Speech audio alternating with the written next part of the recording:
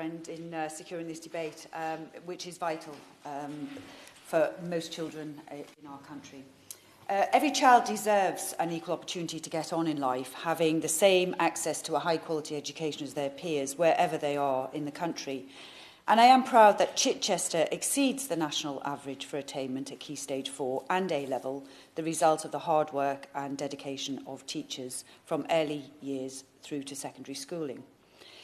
Spending on our children's education has never been higher, and the new national funding formula is a welcome step in rebalancing some of the disparities of the old model, which saw over 100 different models across the country. But as my honourable friend from East Worthing and Shoreham referred, West Sussex historically suffers from being one of the lowest funded authorities. It's currently the 6th lowest recipient for secondary school funding in the country, and for primary school funding, it's the 8th lowest. I'm pleased that under the new funding formula, Chichester schools are to receive an additional £1.2 million in baseline funding for 2018-19, a welcome step in ensuring our schools are given the resources they need to help and support every pupil. However, speaking to teachers across my constituency, there is concern that the positive impact of this increased funding will not be felt in the classroom. And that's simply because operating costs have increased in the form of salaries, pensions, apprenticeship levies, to name but a few. So all additional monies are being used to service additional costs. There is much innovation taking place across the sector to reduce expenditure and share costs, one example being executive headships. A teacher's head salary is one of the largest costs faced by schools, particularly small rural primaries like those in my constituency. Last term, 2 rural schools came under the leadership of one head, ultimately saving money. Now, these schools are just a short 10-minute drive from one another, so it works, and the head teacher now divides his time between the sites and is doing a brilliant job improving Rogate Primary, just as he did with Rake Primary. The money saved will go towards additional resources to aid the children's educational experiences. But of course, such a move comes with strains, particularly because of the close relationships teachers and staff form with parents and pupils in small villages like Rake and Rogate. It takes time to build these, and I wish to pay tribute to the commitment shown by David Birtwistle in this venture. Rural schools play a vital role in their communities, perhaps even more than in larger urban centres. They are the centre of a community. They are often the front line in offering social and mental health support to pupils and their families. The reduction of base funding from £150,000 to £110,000 leaves a £40,000 hole in small rural primary schools' budgets, which cannot easily be filled with additional pupils. Additional pupils will come within a natural catchment area, and they are not in control of those numbers. It is important the government funding formula understands the additional pressures facing rural schools and ensures the level of funding they are eligible for through the Sparsity Grant reflects the uniqueness of their place in our communities.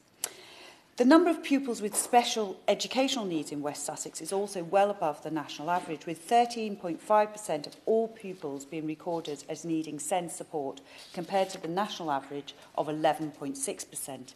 The number of referrals for educational healthcare plans have also risen by 43% over the last 3 years.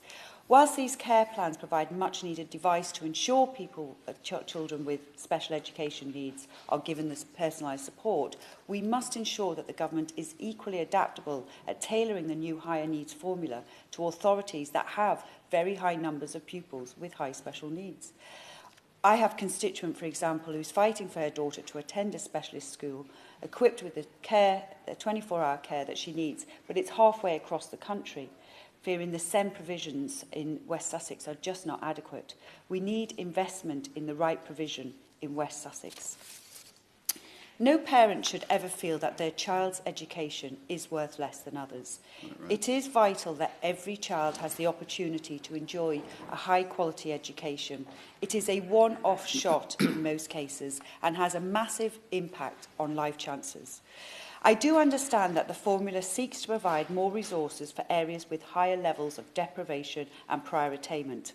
I recently visited schools in Knowsley, where I went to school, And these extra funds are essential to those schools where 70% of the children are on free school meals and almost half the children are looked after by foster parents or grandparents. But they face additional challenges to attract and retain the best teachers.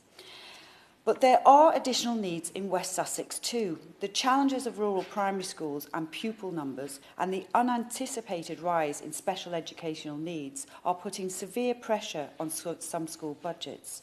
Of course, there is more being spent on education than ever, but we have increased costs, higher numbers of pupils and more children getting the support they need for their special educational needs. And the standards of schools is transformed. I'm constantly struck when I go into my own local schools at how much better the provision is than when I went to school. But we should expect the best. We are living in an increasingly competitive world, one that is global and without borders, and providing our children with the best education we can is vital to their future. Thank you.